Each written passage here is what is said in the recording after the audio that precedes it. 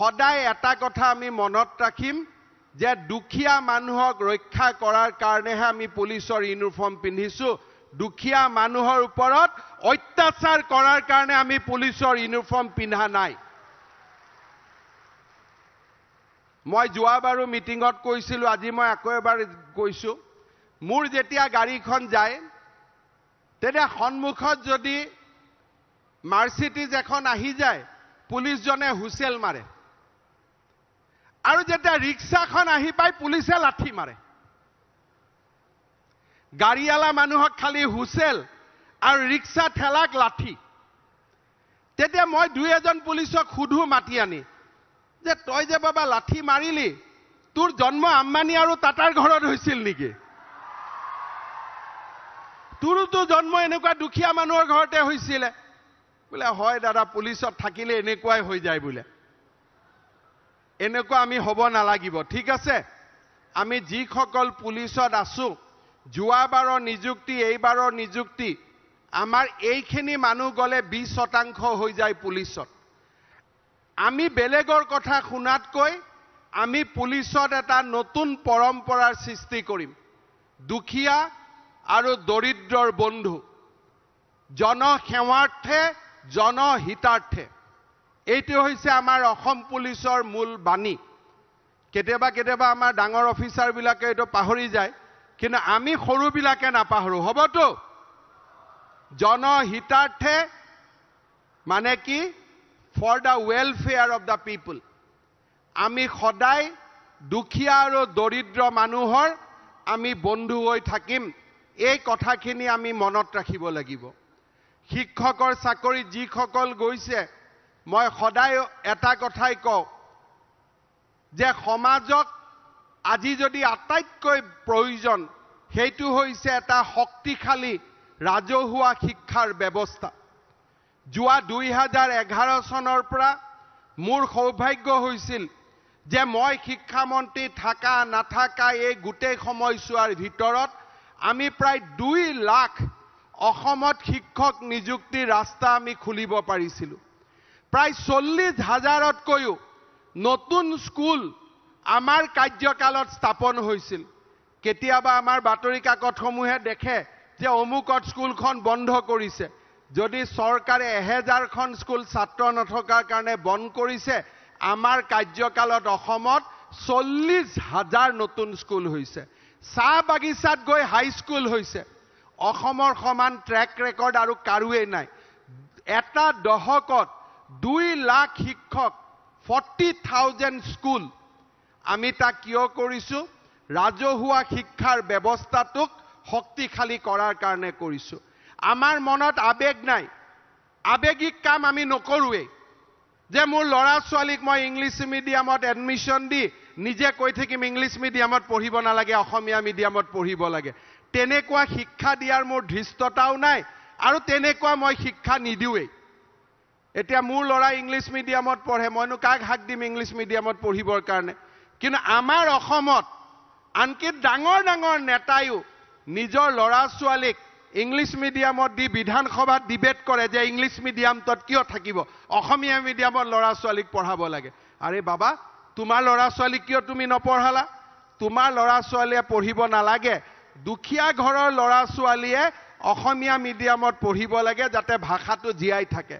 ভাষা জীয়াই ৰখাৰ দায়িত্ব ধনীৰ পৰা দুখীয়া জনলৈকে দৰিদ্ৰ আৰু দুখীয়া মানুহৰ এয়া অকল দায়িত্ব হ'ব নোৱাৰে যি নহক মাতৃভাষাৰ স্কুলত 2 লাখ নিযুক্তি আৰু 40,000 নতুন স্কুল অহা 12 তাৰিখে ভাৰতৰ ৰাষ্ট্ৰপতি গুৱাহাটীত আহিব আমি চাহ বাগিচা অঞ্চলত আৰু 100খন আমি হাই স্কুল খুলিম অৰ্থাৎ আমি প্ৰতিটো দিনেই ৰাজহুৱা শিক্ষাক শক্তিশালী কৰাৰ বাবে আমি কাম কৰিছো আজিও 700 কলেজত লেকচাৰাৰ কেইদিনমান আগতে 600 লেকচাৰাৰ আমি এপইন্টমেন্ট দিছো 1300 কলেজত লেকচাৰাৰ এটা বছৰৰ ভিতৰত এয়া সাধাৰণ কথা নহয় মই শিক্ষামন্ত্ৰী ডাঙৰীয়াক অভিনন্দন জনাম যে 1300 কলেজত ভ্যাকেন্সি ফিল আপ কৰা হেয়া সাধাৰণ আৰু মুখৰ কথা নহয় এই ৰাজহুৱা শিক্ষাৰ ব্যৱস্থাটোক আমি শক্তিশালী কৰাৰ বাবে চেষ্টা কৰিছো আৰু আমি চেষ্টা কৰি গৈ থাকিম আজিত আমাৰ যিসকল শিক্ষকৰ নিযুক্তি পাইছে তেওঁলোকক মই অনুৰোধ কৰিম যাতে আপোনালোকে নিয়মীয়াকৈ শ্ৰেণীত পাঠদান ৰিচাৰ্চ গৱেষণা আৰু ইনোভেশ্যন ক্লাছ ট্ৰানজেকশ্যন ক্লাছত পাঠ্যক্ৰম গৱেষণা আৰু ইনোভেশ্যন এই তিনিটা ৰাস্তাৰ মাজেৰে গৈ আমি অসমৰ ৰাজহুৱা শিক্ষা ক্ষেত্ৰখনক আমি উজ্বলাই তুলিব লাগিব আজি ইয়াতে প্ৰায় 1000 ইঞ্জিনিয়াৰৰ নিযুক্তি হৈছে আমাৰ অসমত ইমান ইঞ্জিনিয়াৰৰ নিযুক্তি আগতে আমি কেতিয়াও কৰা নাছিলো আমাক এতিয়া ইঞ্জিনিয়াৰ লাগে কাৰণ আমি ৰাস্তা বনাইছো কলেজ বনাইছো মেডিকেল কলেজ বনাইছো ইঞ্জিনিয়াৰিং কলেজ বনাইছো কাৰিকৰী লৰা ছোৱালীৰ আমাক প্ৰয়োজন আছে মই আমাৰ ইঞ্জিনিয়াৰ সকলকো এটাই কথাই অনুৰোধ কৰিম অলপ আগতে এপইন্টমেন্ট দিউতে আমি কৈছিলো যে ইঞ্জিনিয়াৰ জনক যেতিয়া ৰুৰেল ডেভেলপমেন্টত চাকৰি পায় তেওঁৰ মনটো অলপ ভাল লাগে যেতিয়া পিএইচসি ডিপাৰ্টমেন্টত পায় মনটো অলপ ভাল লাগে আৰু পিডব্লিউডি ডিপাৰ্টমেন্টত পালে মনটো একদম হাঁহি উঠি যায় এটো কিয় উঠে দৰমহাটো একে হয় তাৰ মানে আমি ধৰি লৈছো যে পিডব্লিউডি ডিপাৰ্টমেন্টত আমি এক্সট্ৰা টকাটো অলপ বেছি কৈ পাম নহলে আমাৰ পিডব্লিউডি ডিআৰডিএ আৰু পিএইচসিৰ মাজত পাৰ্থক্য কি এই বয়সত যদি আমি সেই ৰাস্তাৰে খোজ কাঢ়ো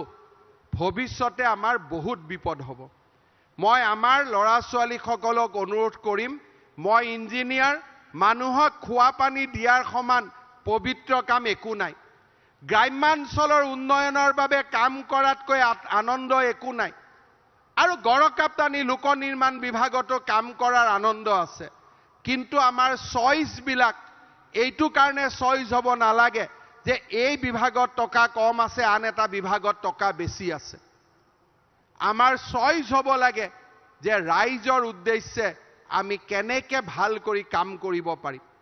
মোৰ অনুৰোধ যে আমাৰ অভিযন্তা সকলেও নতুন অসমৰ বুনিয়াদ নিৰ্মাণৰ বাবে আপোনালোকে নিষ্ঠা আৰু সততাৰে সৈতে কাম কৰিব মই অলপ আগতে কৈছো যে অসমত আমি আৰু এটা ফৰেষ্ট বেটেলিয়ন আমি খুলিম মই ৰাইজক ক'ব খুজিছো যে এই নিযুক্তি পত্ৰ চলি থকাৰ অৱস্থাতে আমি আৰু 10000 চাকৰিৰ নতুন বিজ্ঞাপন আমি মুকলি কৰি দিম আৰু 10000 চাকৰি এডভাৰটাইজ আমি খুব সোনকালে দিয়াৰ বাবে চেষ্টা কৰি আছো যিসকলে টিভি স্ক্ৰিনত চাই আছে চাকৰি পোৱা নাই তেওঁলোকেও পঢ়া শুনা কৰি থাকক দৌৰাদৌৰি কৰি থাকক মন ভাঙি দিব নালাগে আৰু তাৰ উপৰিও আমি 2 লাখ লৰা ছোৱালীক ব্যক্তিগতভাৱে বা সেলফ এমপ্লয়মেন্টত আমি সহায় কৰাৰ কথা কৈছিলো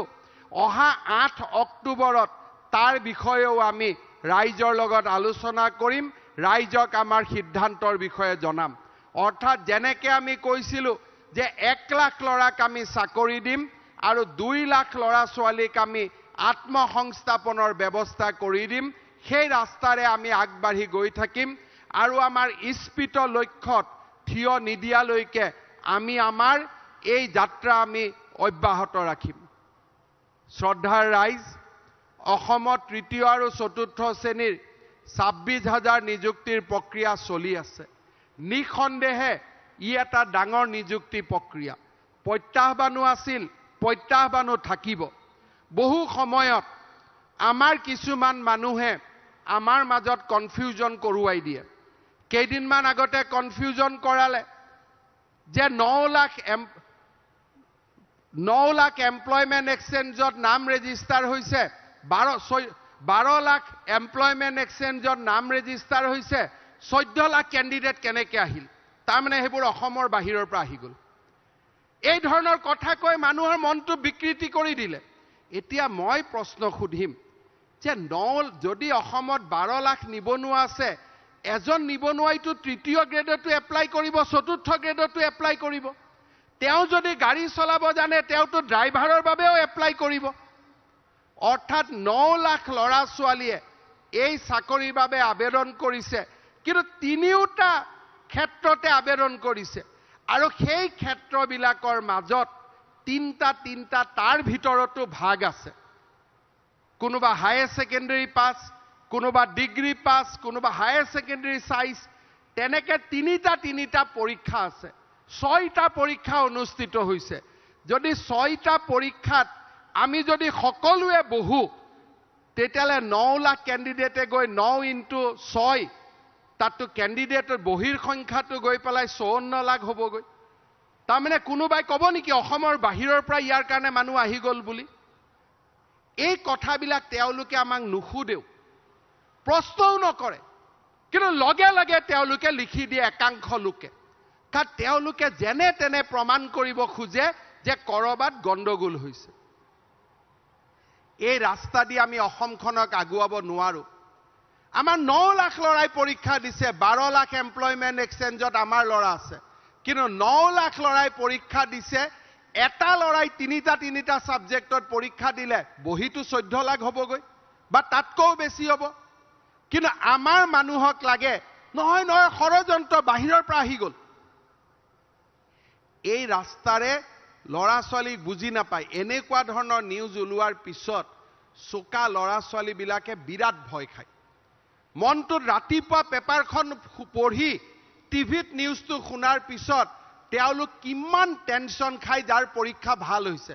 তেওঁলোকে ভাবে ইমান ধুনীয়াকৈ পৰীক্ষাটো লিখি আহিলো এতিয়াতো 2 লাখ বাহিৰৰ পৰা লৰা ছোৱালী আহি গ'ল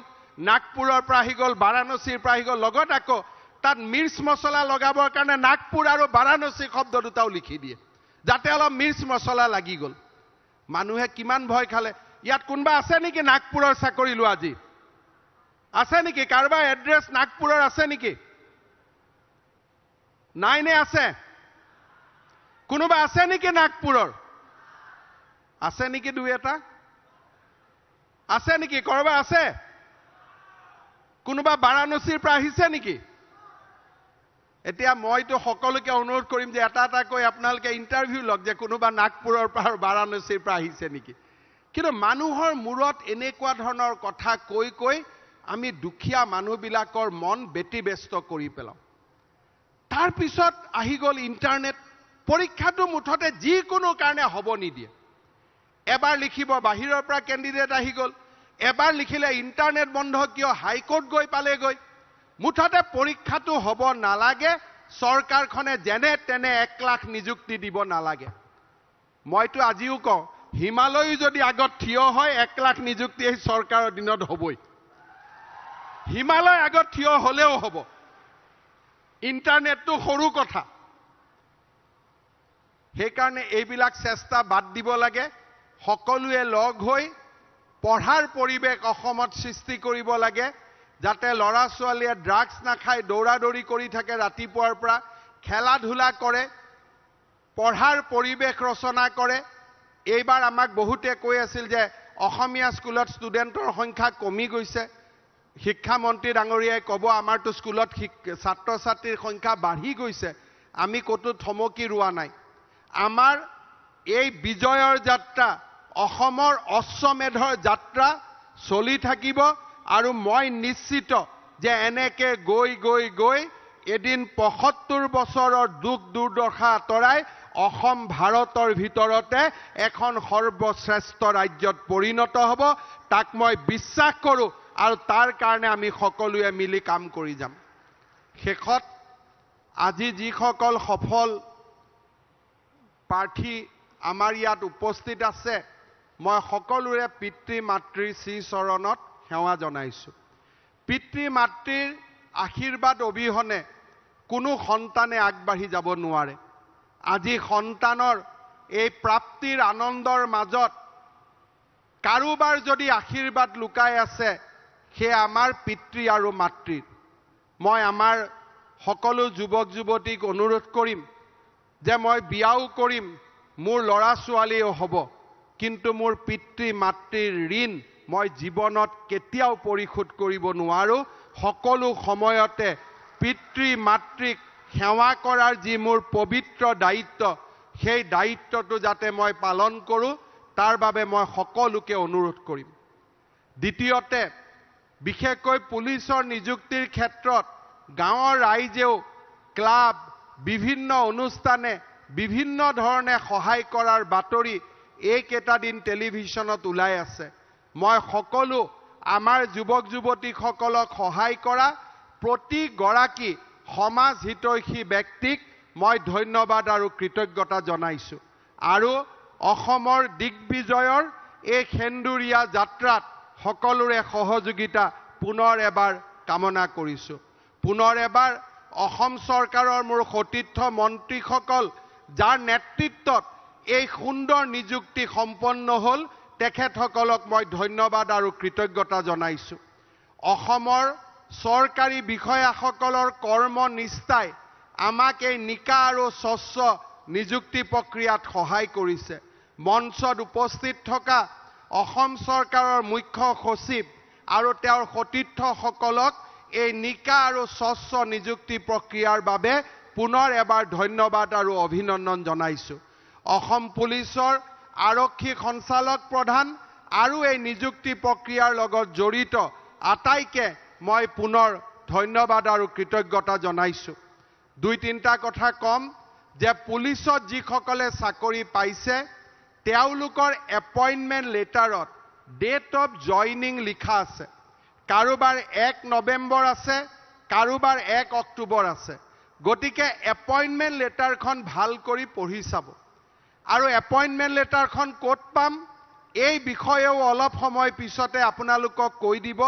যে আমি এপইণ্টমেণ্ট লেটাৰখন ক'ত পাম আৰু তাৰ পৰাই আমি এপইণ্টমেণ্ট লেটাৰখন আমি ল'ব চেষ্টা কৰিম বাকি যিসকলে যি বিভাগত নিযুক্তি পাইছে